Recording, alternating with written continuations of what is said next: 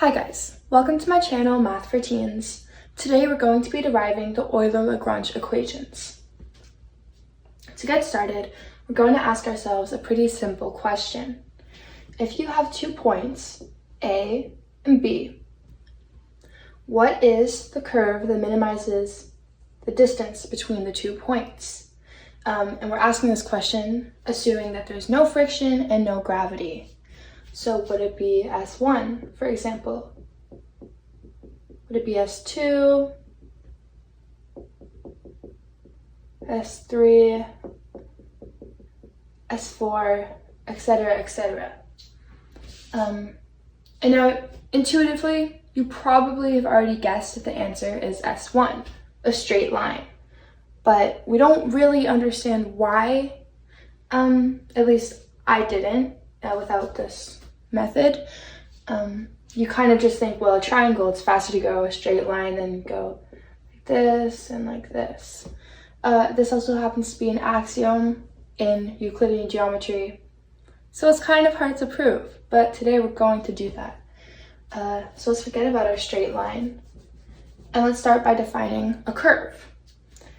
So, our points, A and B. What is a curve mathematically? So despite the fact that usually we think of a curve as being continuous, just like a single stroke, right? It's actually made of an infinite amount of infinitesimal straight lines. So they're so small that the curve really does look smooth despite being made of straight jagged lines. But what's a straight line then? Now this you guys probably already know. A straight line can just be represented as the hypotenuse of a right triangle, right? Where its x component, let's call it dx, and its y component is dy. dy just means that they're infinitesimal. They're like ridiculously small. That's all the d means. And let's call the hypotenuse g. What is the hypotenuse then equal to? How can we write this down in an equation? Well, using the Pythagorean theorem, you get that g is equal to the square root of dx squared plus dy squared. And that means that the curve, which takes the infinite sum of all of these infinitesimal parts, would be equal to the integral from a to b of g. And you are adding up all of these straight lines g from this x point to this new x point. So you're adding them along the x axis. So let's say dx. Now we'll often replace x with t for time in real life situations. Okay, so let's just call our curve, it was S1 actually, but let's just generalize it to Sn. Okay, so fixing this up a bit, we get that Sn is equal to the integral of g, which is the integral of the square root of dy squared plus dx squared. Now you notice we did have a dx over here, but we can actually get the dx by factoring this expression. So if you take out the square root of dx squared, you would multiply it by 1 to go to square root of dx squared, right? And then you would multiply it by dy over dx squared. Since your square root of dx squared on the denominator, multiplying it by itself would cancel and you'd just be left with your dy squared. So, there you go. This, obviously, it cancels. A square of a square root is just whatever was inside your square root, so it's just dx. But, this order is looking kind of bad, so we're going to put this at the end. Dx, and square root of 1 plus dy over dx squared. But dy over dx is just asking how much does y change for an infinitesimal step in the x direction. That is the definition of the derivative, because this infinitesimal step is essentially not a step, so you're really getting the slope of y at a single x point. So we can just replace this with y prime, which is the notation for the derivative of y squared. All right, so this is g and this is also g. So Sn would just be equal to the integral of this from a to b, where a to b were our boundaries, right? A to b. You're taking the sum of all of these infinitesimal components between a and b. That's all that this means. So now we have an expression that can help us kind of equate any curve. It can be, S1, S2, S3. They can all be represented by this equation. Okay, so let's kind of erase this. So you're writing Sn is equal to the integral from a to b of the square root of 1 plus y prime squared dx. That is our equation for a curve. But it doesn't really tell us which curve is the curve of least distance between our points A and B. To find out, we need a condition. So our condition is obviously the curve of least distance. So condition, curve of least distance. But what does that mean?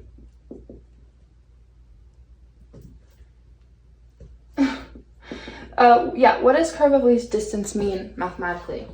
Well, when you think of a quadratic function, you have a minimum of something, we'll say of temperature, for the sake of this quadratic function. So your x-axis is time, and this is temperature. Okay, so at this moment in time, whatever object will have the least temperature possible. At this particular point, at this minimum, the derivative is 0. And this is kind of also just like in the basic rules of differentiation, I guess. But remember that the derivative is the slope of the tangent line. The tangent line being a line that only intersects a function at like one point. So the slope of this tangent is clearly not equal to 0. It's going downwards. Well, we can say upwards actually, because the function is going that way. My bad. But for example, here it would be going downwards. But at the very minimum, it's really not going anywhere at the true minimum. The slope of the tangent is really 0. So, alright, so continuing. In our example, we're replacing time with equations, right? So, but this is your equation. And temperature with distance. A slight change in your equation or in G, slight change in any G, should not change the distance, right? The image should be the same between the two x coordinates, between the two functions. So what we're saying is that Sn plus a small, or we'll generalize Sn by just S. So S plus a small change in S should still be equal to S. It should have the same distance. That means that a small change in S should be equal to 0. But what could change? What could be called change in this equation? What could change your distance? So change in S should be equal to 0. Really of the distance in S. Things that can change your distance here.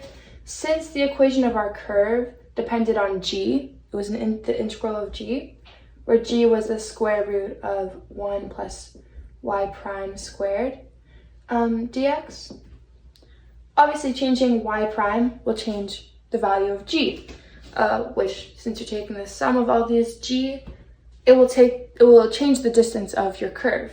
So changing y prime will count as a change in s. So in our particular example, in our particular analogy, with least distance, changing y doesn't really change your distance. But the Euler-Lagrange equations are really used more generally in physics. So let's say you were using it in Lagrangian mechanics. I'm not going to get into it in this video, but you can do lots of research and learn some pretty cool things. But the Lagrangian is basically kinetic, I think it's kinetic minus potential energy. And kinetic energy is, it depends on velocity, whereas potential energy depends on position. So you can see y prime and y. This would depend on y prime, and this would depend on y. So when you replace, in Lagrangian mechanics, when you replace g with L, it will obviously change, y will obviously change your function. So since we're trying to replicate the Euler-Lagrange equations, we'll also include y for changing your distance. Okay, so change in s is equal to the integral from a to b. You're taking the sum of all the possible change of so partial derivative of g over partial derivative of y times change in y. So what this term is basically saying is how sensitive is g, right, an individual straight line, to a change in y. How much will g change if you change the value of y slightly?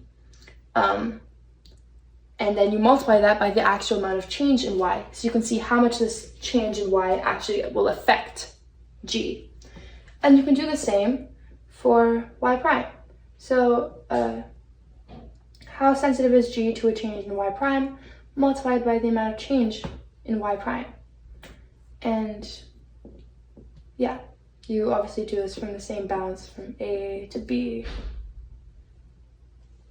All right. We can simplify this. Obviously, this is equal to 0, like we said. But we can simplify it. Well, yeah, we can simplify this. Let's start by simplifying this term.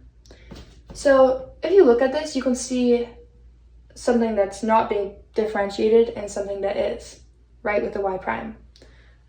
So in other words, you see a times b prime, and you're taking its integral, but we'll talk about that later. You see a times b prime. What does that remind you of? Well, what it should remind you of is the product rule in differentiation.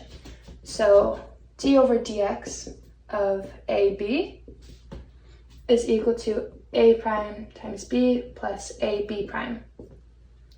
So that means that ab prime is equal to the derivative of ab minus a prime b. Okay, but we didn't only see ab prime, we saw its integral, right? You can apply the integral to each term. So let's put the integral here. I'm just going to replace the boundaries. They were a and b, but since I use those letters, we'll just replace them, just like for now, with w and k.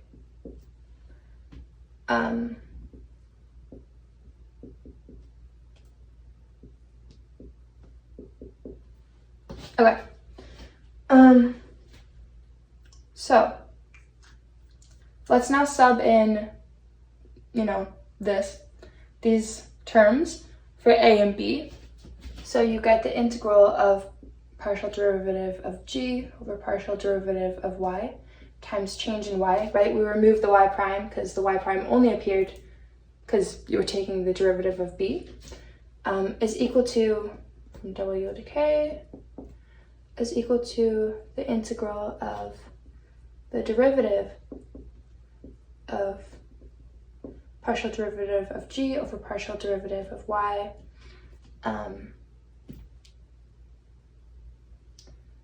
Sorry, wait.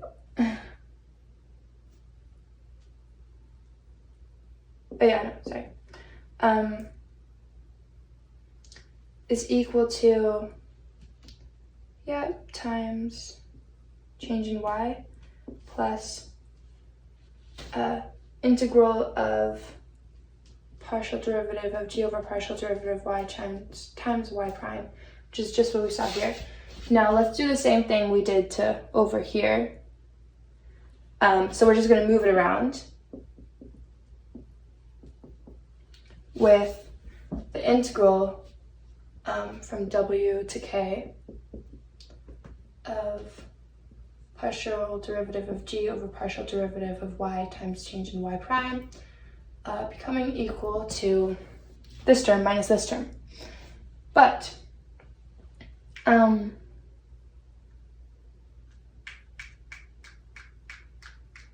sorry, I forgot to add a d over dx. Yeah.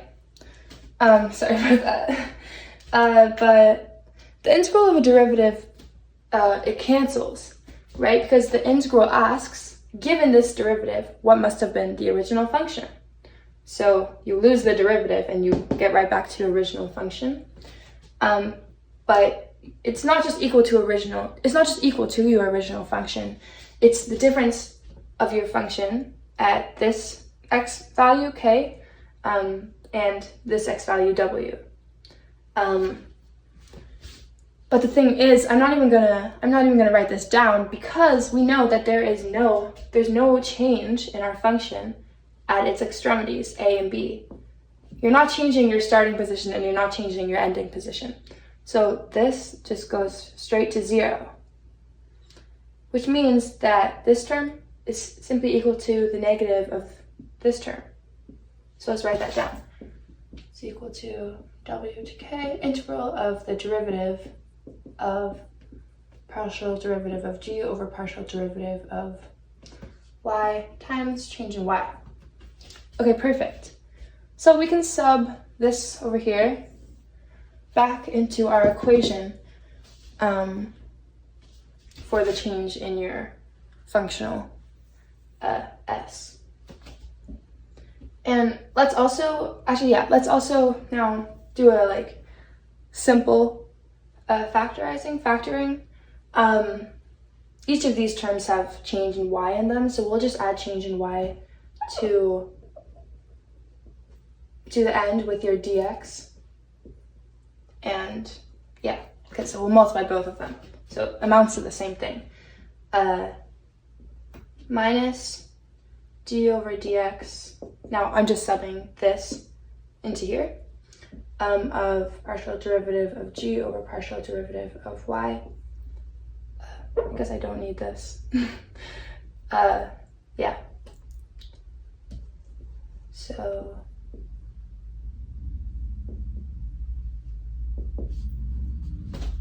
I'm erasing all this. This is almost our Euler-Lagrange equation. This part I understand a little bit less well, and I guess it's an axiom in integration, not that I understand why. But what I would have thought is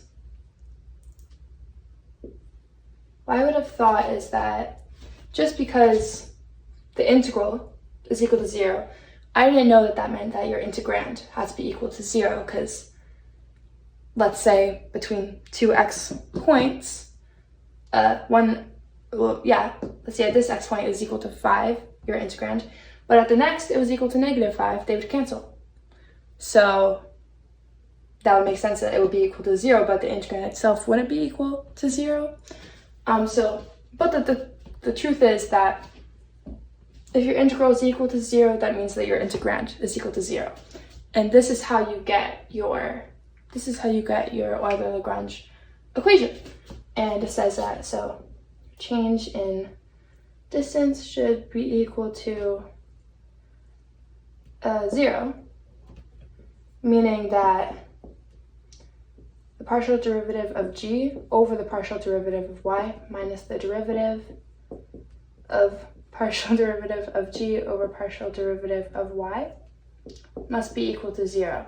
And obviously this is a non-zero term because we are considering if there is change in the equation, in the curve itself. So we're giving an example where there is change. The distance should still not change. So this is your Euler-Lagrange equation. And normally, well, really, you can substitute anything, any function for g. You can substitute the Lagrangian, so kinetic minus potential energy, as your g, and you'll get force equals mass times acceleration, which is like fundamental for Newtonian mechanics. Yeah, you can substitute a lot in for g and really derive the equations of motion. So that's it for today's video, but thank you for listening.